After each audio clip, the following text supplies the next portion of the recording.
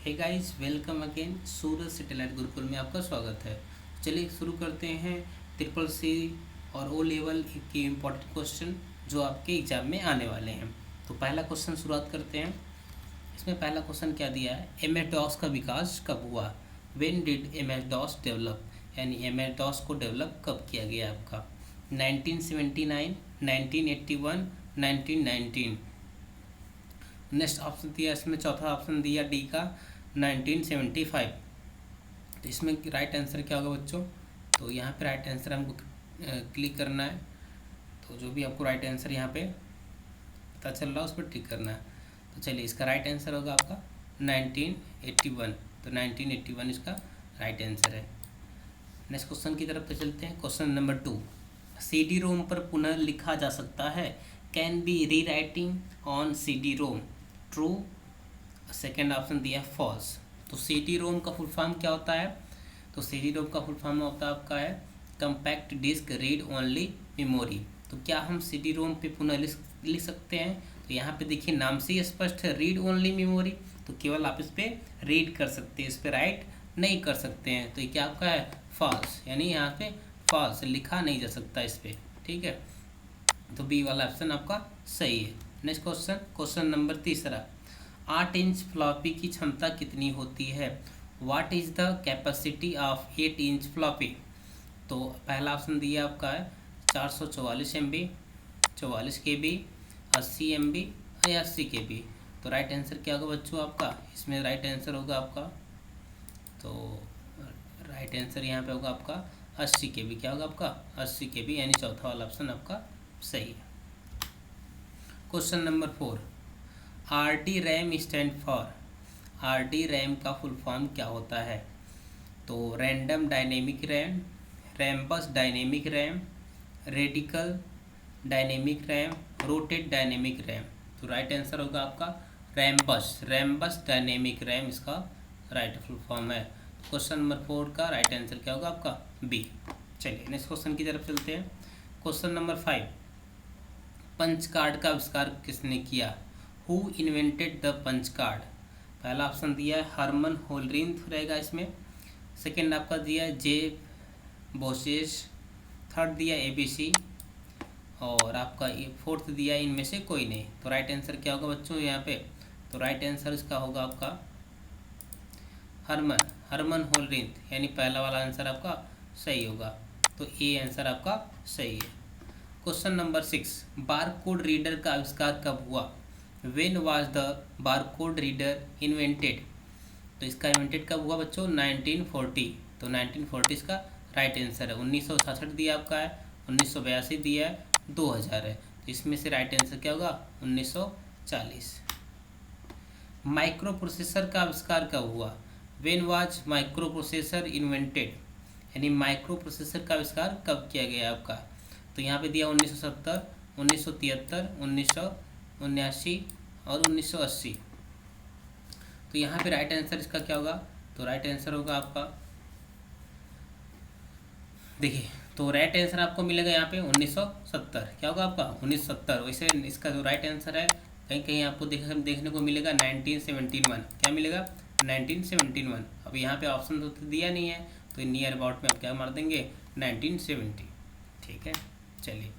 Monitor की गुणवत्ता की पहचान किससे की जाती है।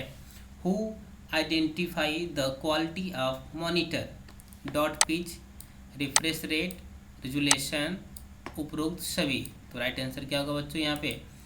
तो पूछ रहा है जो मॉनिटर की गुणवत्ता होती है उसकी पहचान किससे की जाती है। तो उसको पहचान की जाती है उपरोक्त सभी से।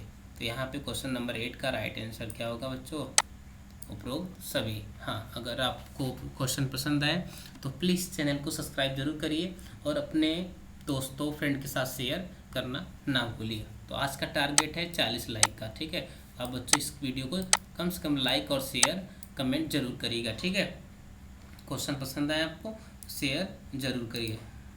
चलिए नेक्स्ट क्वेश्चन की तरफ बढ़ते हैं। निम्न में से कौन सा एक पॉइंटिंग डिवाइस नहीं है। Which of the following is not a pointing device. पहला आपका दिया है माउस, सेकंड दिया है प्रकाशी पेन, जॉयस्टिक, स्कैनर। इसमें से कौन सा ऐसा है जो आपका पॉइंटिंग डिवाइस नहीं है, जो पॉइंटिंग करने के काम नहीं आता है? जैसे माउस, तो यहाँ पॉइंटिंग डिवाइस आपका है। प्रकाशीय पेन यानी लाइट पेन भी पॉइंटिंग करने के काम आता है। जॉयस्टिक, जॉयस्टिक भी आपका क्या आता है, किसी न किसी पॉइंटिंग करने के लिए होता है। स्कैनर जो आता है आपका, वो पॉइंटिंग डिवाइस नहीं होता इसमें। तो राइट आंसर क्या होगा आपका, स्कैनर। स्कैनर जो है आपका पॉइंटिंग डिवाइस नहीं है।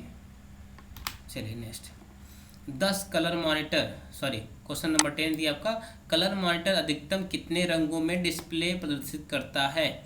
How many colours does the colour monitor display? तो पहला ऑप्शन दिया आपका 564, 16, 256। तो इसका राइट आंसर क्या होगा आपका 256, 256 इसका राइट आंसर है। तो कलर मॉनिटर में अधिकतम रंगों में डिस्प्ले प्रदर्शित करता है, तो कितना करता है 256। 11 क्वेश्चन दिया है, यूनिवेक कंप्यूटर को माइक्रोसॉफ्ट कंपनी द्वारा डेवलप किया गया था। तो क्या ये सही है? यूनिवेक कंप्यूटर को माइक्रोसॉफ्ट कंपनी द्वारा डेवलप किया गया। तो माइक्रोसॉफ्ट कंपनी द्वारा डेवलप नहीं किया गया था इसको, वेस्टिंग हाउस इलेक्ट्रॉनिक कंपनी ने क्या किया था, इसको स्थापित किया था, ठीक है, ईस्ट पिट्सबर्ग प्लांट में, ठीक है। तो इसका राइट आंसर क्या होगा बच्चों? तो जनरल इलेक्ट्रॉनिक ने क्या किया था, इसको बनाया था यूनिवेक को, ठीक है। तो यहाँ पे क्या दिया है माइक्रोसॉफ्ट, तो माइक्रोसॉफ्ट तो सही नहीं होगा, रंग होगा यहाँ पे। तो राइट आंसर क्या होगा, यानी जो बोल रहा है वो गलत बोल रहा है। तो डेवलप किया गया था नहीं, फॉल्स। तो यहाँ पे क्या होगा बच्चों, फॉल्स होगा। चलिए नेक्स्ट क्वेश्चन क्या दिया है, आधुनिक डिजिटल कंप्यूटर में किस पद्धति का प्रयोग किया जाता है? What method is used in modern digital computer? तो पहला ऑप्शन दिया आपका बाइनरी, दशमलव अंक सिस्टम, अनुरूप अंक system, NOTA, none of these, इनमें से कोई नहीं। तो राइट आंसर क्या होगा बच्चों, बाइनरी अंक सिस्टम का प्रेजेंट टाइम में जो डिजिटल कंप्यूटर आते हैं उसमें सबका प्रयोग करते हैं। तो बाइनरी अंक का प्रयोग किया जाता है। क्वेश्चन नंबर 13, लेजर प्रिंटर में प्रयोग होता है। Used in laser printer, laser beam, प्रकाशीय ड्रम, आवेशित स्याही टोनर, उपरोक्त सभी। तो राइट आंसर क्या होगा इसका, उपरोक्त सभी, डी वाला इसका राइट आंसर है। तो लेजर प्रिंटर में प्रयोग होता है, यूज्ड इन लेजर प्रिंटर तो सभी होते हैं। क्वेश्चन नंबर 14, 4 बाइनरी अंक के समूह को क्या कहा जाता है? What is the group of binary digits called? First option दिया बीट, सेकेंड बाइट, सी दिया इसमें निब्बल, 4 दिया वर्ड। तो राइट आंसर क्या होगा बच्चों, निब्बल। क्या होगा आपका, निब्बल। 4 बाइनरी अंक के समूह क्या बोलते हैं, निब्बल। और 8 अंक के बाइनरी समूह क्या बोलते हैं, 1 बाइट, 1 बाइट। ठीक है बच्चों, एक हार्ड डिस्क को यूएसबी पोर्ट का उपयोग करके मदरबोर्ड से जोड़ा जा सकता है।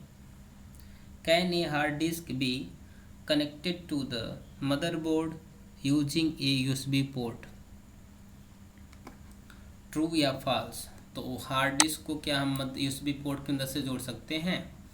तो यहाँ पे बताओ आंसर बच्चों, क्या रहेगा, ट्रू रहेगा या फॉल्स रहेगा? चलिए, तो यहाँ पे राइट आंसर होगा आपका ट्रू। क्या होगा आपका, ट्रू। तो हम यूएसबी का प्रयोग करके एक हार्ड डिस्क को मदरबोर्ड से जोड़ सकते हैं। Can a hard disk be connected to the motherboard using a USB port? True. Vacuum tube का आविष्कार किसने किया? Who invented vacuum tube?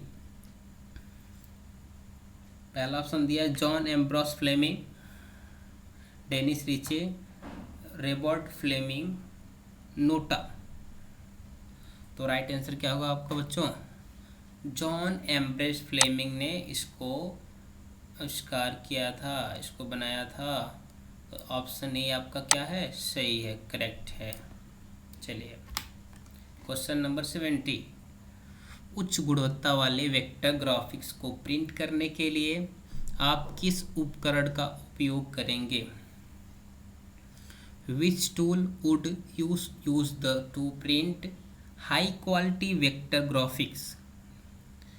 तो पहला ऑप्शन दिया आपका laser printer, inkjet printer, plotter, dot matrix printer. तो राइट आंसर क्या होगा बच्चों, हाई क्वालिटी जो प्रिंटिंग होती है, जो बड़े बड़े बैनर प्रिंटिंग होते हैं, पोस्टर प्रिंटिंग की जाती है, उनकी प्रिंटिंग कहाँ की जाती है बच्चों, प्लॉटर पे। किस पे की जाती है, प्लॉटर पे। तो हाई क्वालिटी की जो प्रिंटिंग होती है कहाँ होती है, प्लॉटर पे होती है। सेमीकंडक्टर ट्रांजिस्टर का प्रयोग किस पीढ़ी में किया गया। In which generation semiconductors transistors were used. तो पहला ऑप्शन दिया बच्चों second generation, fourth generation, third generation, NOTA. तो द्वितीय पीढ़ी होगा या चतुर्थ पीढ़ी होगा या तृतीय पीढ़ी होगा या नोटा, नन ऑफ दीज। तो राइट आंसर क्या होगा बच्चों, यहाँ पे सेमीकंडक्टर का प्रयोग हुआ था आपका सेकेंड में। फर्स्ट में किसका प्रयोग हुआ था, तो फर्स्ट की बात करें तो फर्स्ट में आपका यूज हुआ था वैक्यूम ट्यूब। क्या यूज हुआ था आपका, वैक्यूम ट्यूब का प्रयोग किया गया था, ठीक है। और सेकेंड में बात करें तो सेकेंड में किसका प्रयोग किया गया था आपका, ट्रांजिस्टर का। किसका प्रयोग किया गया था आपका, ट्रांजिस्टर का। थर्ड में किसका प्रयोग किया गया था आपका, तो आईसी। क्या हुआ था आपका, आईसी। चलिए फोर्थ की बात करें तो फोर्थ में वीएलएसआई। फोर्थ में क्या होता आपका, वीएलएसआई टेक्नोलॉजी का प्रयोग किया गया था, यानी माइक्रो प्रोसेसर था आपका। फिफ्थ की बात करें तो फिफ्थ में आपका प्रयोग होता है एआई, आर्टिफिशियल इंटेलिजेंस। क्या होता है, एआई, आर्टिफिशियल इंटेलिजेंस।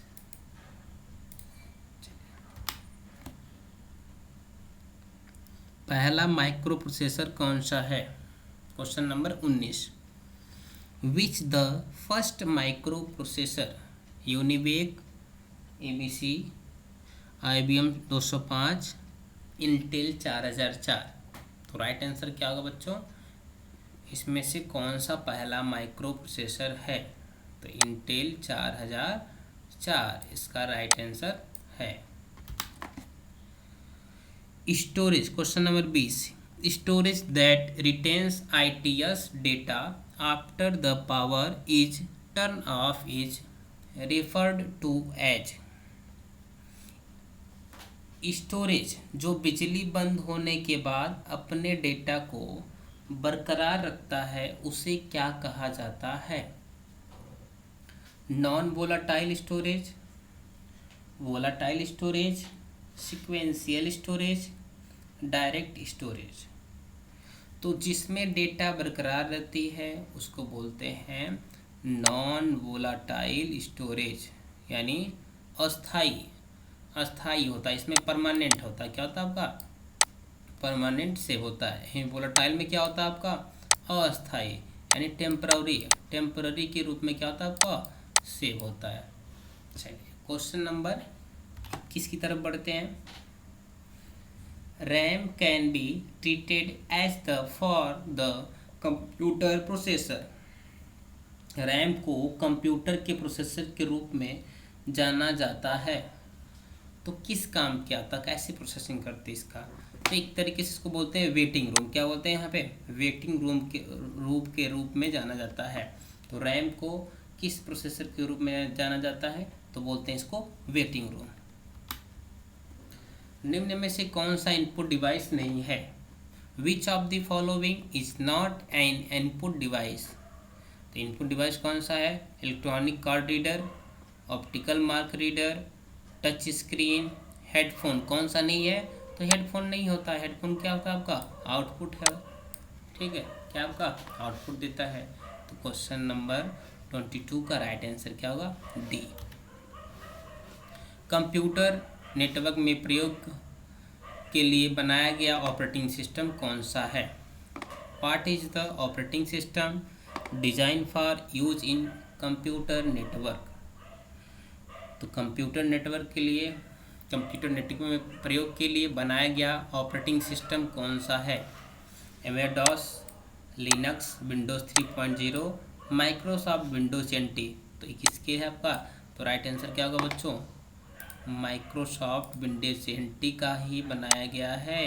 इसके लिए कंप्यूटर नेटवर्क में प्रयोग के लिए बनाया गया है माइक्रोसॉफ्ट विंडोज NT का। क्वेश्चन नंबर 24, OpenOffice.org किस प्रकार का सॉफ्टवेयर है? What kind of software is OpenOffice.org? पहला दिया आपका है close source software, utility software, open source software, none of these.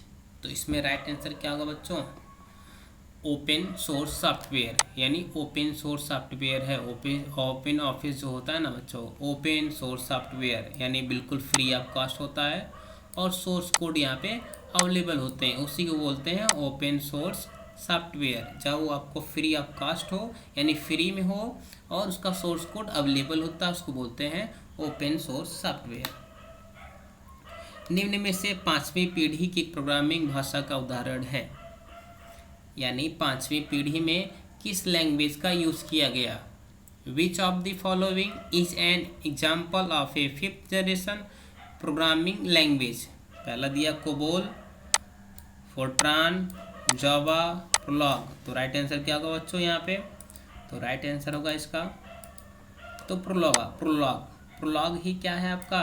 5वीं जनरेशन का 5th जनरेशन का लैंग्वेज है। चलिए, आई होप आप लोगों को वीडियो पसंद आया होगा। तो पसंद आया तो इसको लाइक ज़रूर करिए, ठीक है? बिना लाइक किए मत जाइए। सब्सक्राइब कर दीजिए बच्चों इसको आप लोग, और अपने दोस्तों के साथ इसको शेयर करना ना भूलिए, ठीक है? मिलते हैं नेक्स्ट वीडियो में। Thanks for watching.